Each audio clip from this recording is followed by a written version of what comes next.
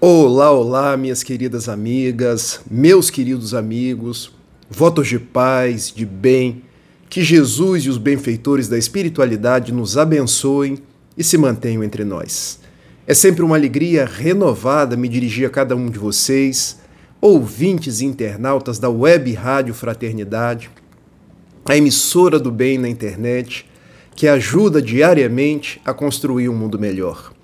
Dando sequência ao nosso programa semanal ao Encontro de Jesus. Eu hoje quero lhes propor a temática da reencarnação, bênçãos da reencarnação. Quero confidenciar que quando ainda era católico, eu ficava me perguntando muitas vezes, mas como Deus pode ser justo se eu vejo pessoas que nascem em famílias que lhes proporcionam tudo, condições de ir a um bom colégio, condições de ter plano de saúde em bairros bons, com infraestrutura, e outras pessoas que nascem em comunidades, sem acesso a colégio, com dificuldades para comer, comprar uma roupa. Eu ficava me perguntando, se nós nascemos, fomos criados e temos uma única vida, como pode Deus ser justo? Como poderia o Pai permitir que uma pessoa nascesse gozando de plena saúde e outro nascendo com doenças congênitas, com males desde a tenra infância?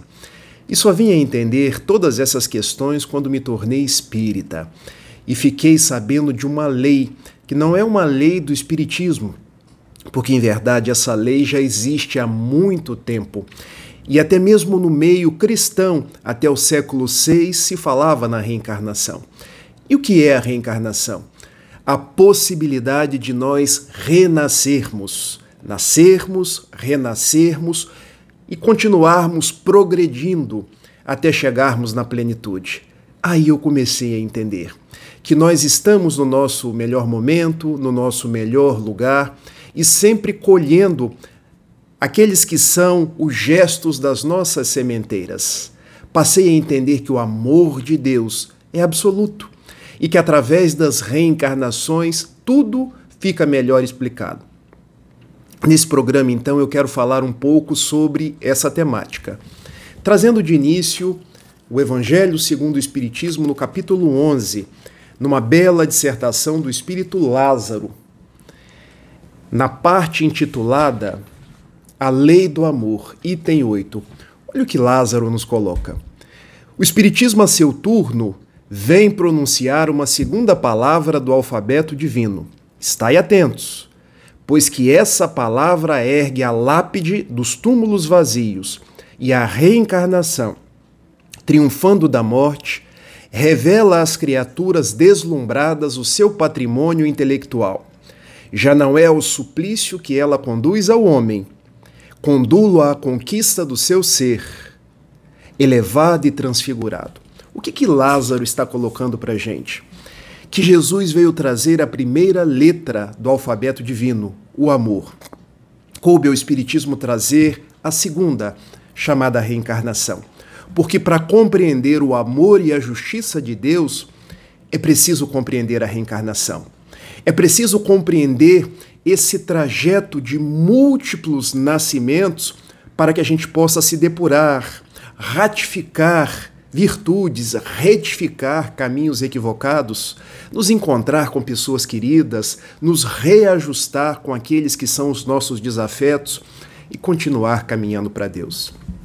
Também o Livro dos Espíritos nos traz, numa questão que eu vou ler para vocês, a de número 171, algo bem interessante sobre a reencarnação. Vamos juntos. Em que se funda a proposta da reencarnação? E olha o que respondem os bons espíritos. Na justiça de Deus e na revelação, pois incessantemente repetimos, o bom pai deixa sempre a porta aberta a seus filhos, uma porta para o arrependimento. Não te diz a razão que será injusto privar para sempre da felicidade eterna todos aqueles de quem não dependeu melhorarem-se? Não são filhos de Deus todos os homens?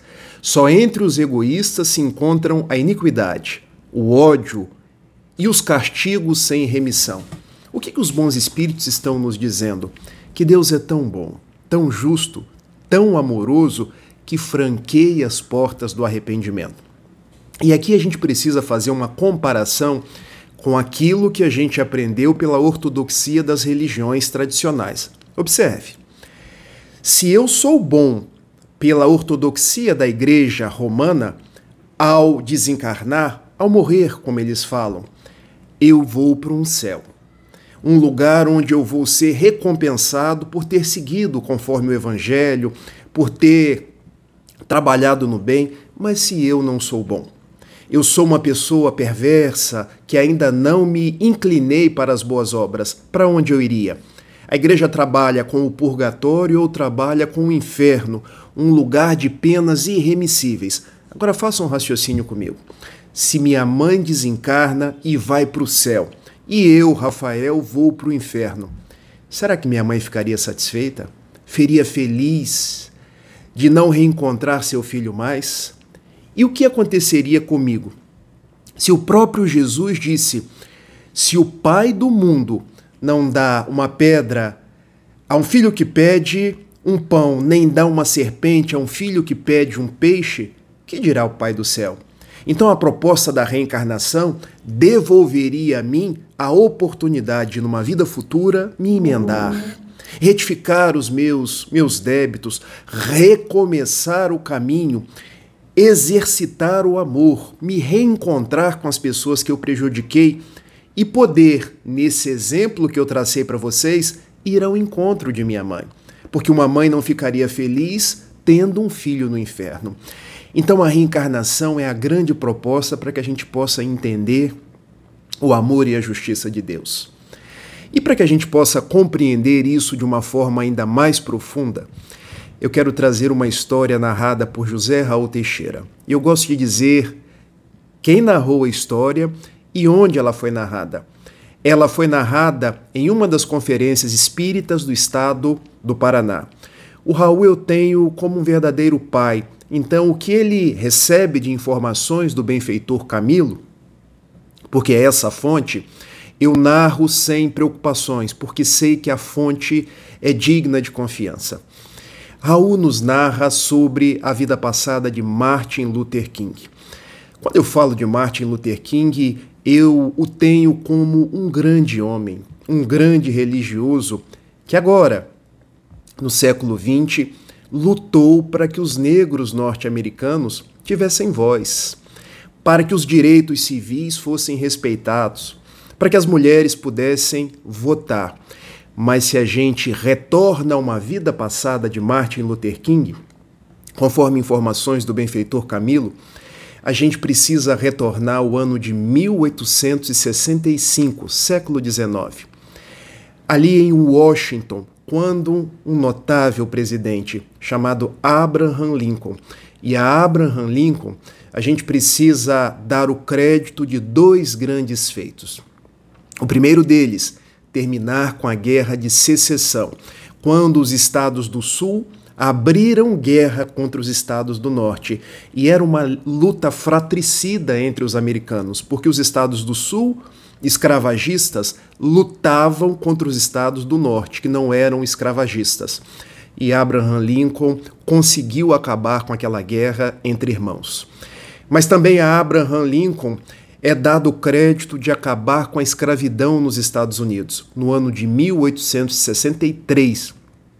Mas a gente sabe que as almas ainda são imperfeitas. Ele começou a ser perseguido por fazendeiros que ainda eram escravagistas, por pessoas próximas aos escravagistas das grandes fazendas do Sul. E no Teatro Ford, na cidade de Washington, quando ele tinha ido para se divertir, eis que um homem chamado John Wilkes Booth, ele saca de uma arma e mata o presidente norte-americano. Estava ali um grande homem desencarnando. Aos nossos olhos, um grande acontecimento difícil que causou muitas lágrimas, mas vejam o desenrolar dessa história. Martin Luther King é a reencarnação de John Wilkes Booth. E eu conto isso para vocês. Assim que Abraham Lincoln desencarnou, ele se tornou benfeitor daquele que foi o seu assassino. Ele esperou John Wilkes Booth no plano espiritual e foram trabalhando para que ele tivesse uma nova oportunidade de retornar aos palcos do mundo, não mais para defender a escravidão, agora para trabalhar no sentido dos direitos civis, da libertação efetiva dos negros, para que os negros pudessem frequentar as mesmas escolas dos brancos, para que as mulheres negras pudessem votar. E também Abraham Lincoln trabalhou para que aquele que tivesse tirado a sua vida agora pudesse dar a sua vida por amor às pessoas. Em 1929, John Wilkes Booth renasce em Atlanta, no estado da Geórgia, agora com o nome de Martin Luther King Jr., que se tornou um grande benemérito da paz. Tornou-se um pastor protestante e lutou a vida inteira para que os negros tivessem a sua vez. Compreendem a lei da reencarnação? Aquele que estava do lado da escravidão no século passado e matou o presidente, agora abençoado pelo presidente, renasce como um negro, um pastor, um pacifista lutando pelos direitos dos negros. E Martin Luther King foi laureado como Prêmio Nobel da Paz. E ele faz um dos discursos mais bonitos que a humanidade já conhece, em 28 de agosto de 1963.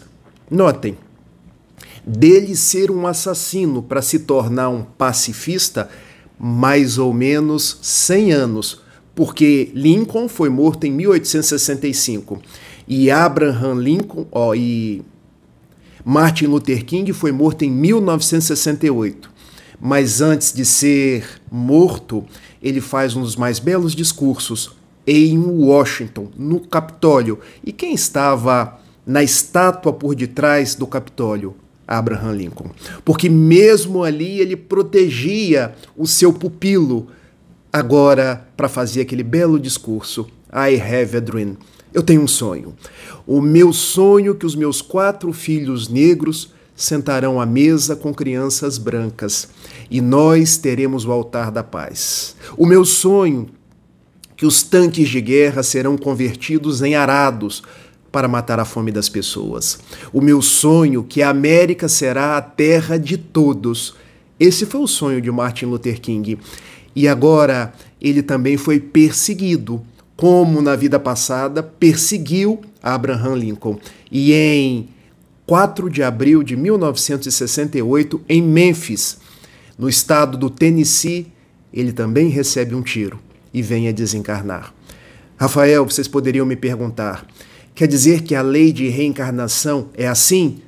880? Precisa ser tudo do mesmo jeito? Não. A lei de reencarnação é uma lei de amor.